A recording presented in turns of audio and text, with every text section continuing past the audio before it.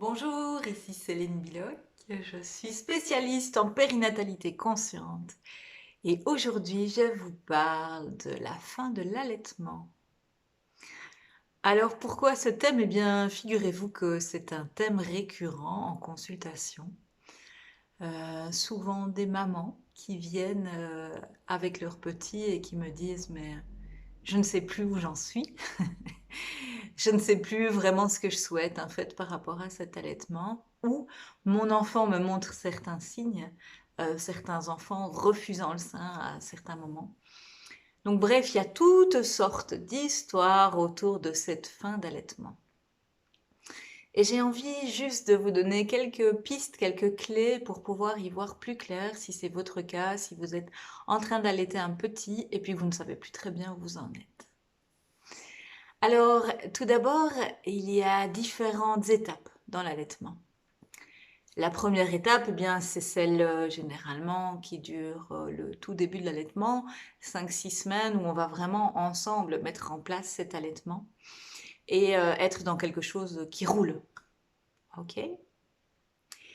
Et puis vient là une des deuxièmes phases, je dirais, qui est ok, j'ai envie que le bébé, à certains moments, puisse prendre un biberon avec quelqu'un d'autre, que ce soit le papa, quelqu'un qui le garde ou ce genre de choses, pour retrouver un petit peu d'autonomie pour moi, et puis que lui puisse découvrir aussi sa propre autonomie.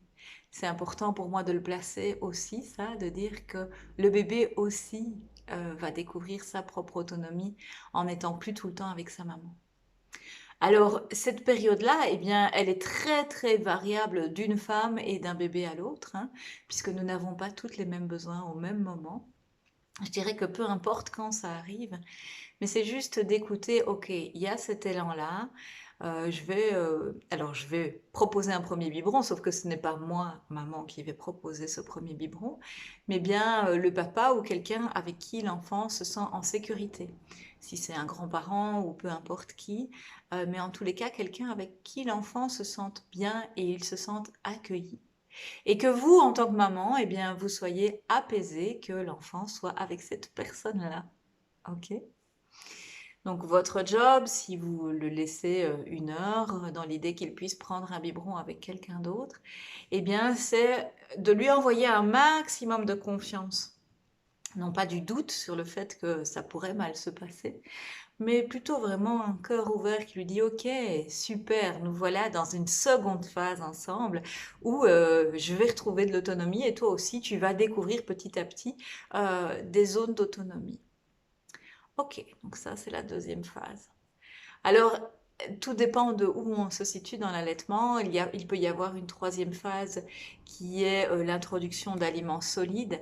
Voilà, c'est vraiment, pour moi, il n'y a pas d'âge en fait, hein, d'âge nécessaire. Il y a vraiment ce que vous écoutez à l'intérieur, ce que vous observez de votre enfant, à savoir, tiens, il est à table avec nous le soir et on voit qu'il y a une appétence qui arrive. Voilà, tout ça, c'est vraiment vous qui allez en fait décider quel est le bon moment pour introduire l'alimentation solide. Et puis, il peut y avoir le fait que l'enfant soit plus gardé, hein, que ce soit chez une gardienne, dans une crèche ou autre, où là, l'alimentation solide peut tout à fait compléter l'allaitement, à savoir à midi et à 4 heures, l'enfant mange à la crèche ou chez la gardienne, et le reste du temps, il est allaité par vos soins si tout ça se met en place. Ok, maintenant on en vient au sujet de la fin de l'allaitement.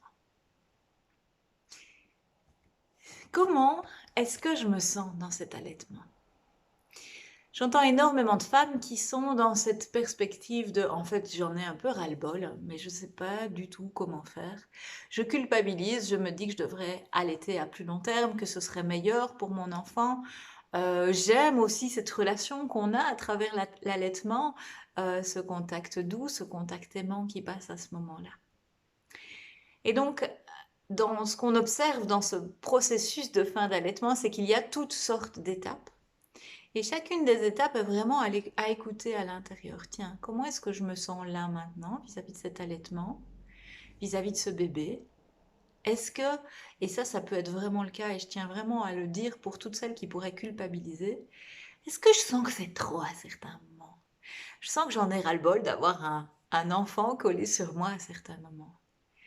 Mesdames, il n'y a aucun problème à vivre ça, ok? Surtout l'important, c'est de le reconnaître. C'est juste que vous êtes en train de passer dans une autre phase. Il n'y a pas de problème, ok? C'est humain. L'important, c'est vraiment d'écouter ce qui est là à l'intérieur. Tiens, peut-être on était dans un allaitement à la demande et là, je commence à me rendre compte que mon enfant a X mois ou même un an, j'en sais rien, et je ne suis plus tout à fait en accord avec le fait de sortir mon sein en public, par exemple, ou de rester à sa disposition. Il peut y avoir toutes sortes d'histoires qui se racontent, mais l'important, c'est vraiment d'écouter ce qui est là pour vous. Tiens, ok, là maintenant, en fait,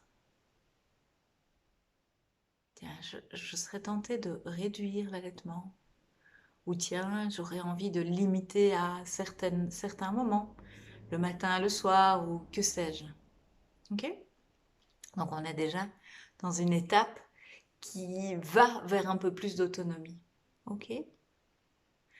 On peut d'ailleurs tout à fait voir que des bébés allaités, s'ils ont l'habitude de prendre un biberon et qu'ils ont l'habitude de téter le soir, la maman peut partir et qu'il y ait un biberon qui leur soit donné et qu'ils puissent tout à fait être apaisés et tranquilles, ce qui permet à la maman de vivre autre chose en soirée si elle le souhaite.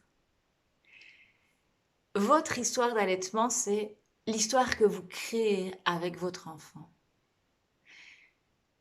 À mon sens, l'allaitement n'est pas un asservissement.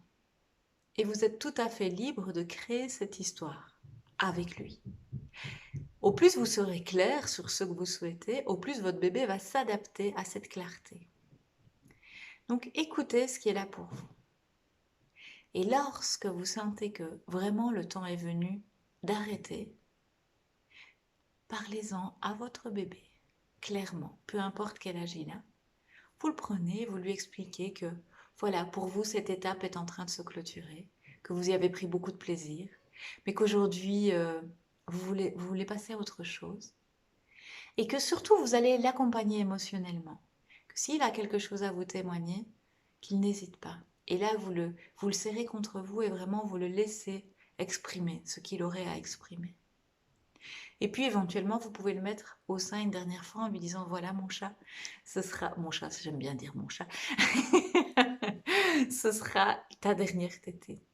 Ça veut dire c'est la dernière fois que je vais te mettre au sein. Et j'ai envie que ce soit clair pour toi.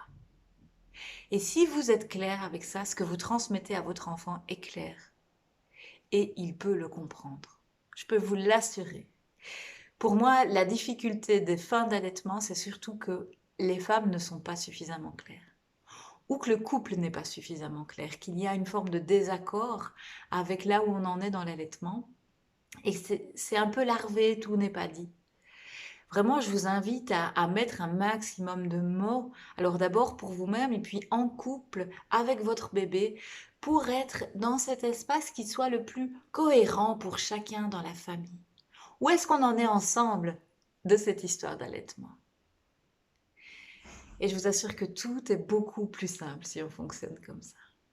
Voilà, j'espère que vous avez quelques pistes. N'hésitez pas à mettre des commentaires ou à poser des questions ou des envies que j'aille plus loin. N'hésitez pas aussi à m'envoyer des messages privés me demandant certaines vidéos. J'y répondrai avec joie.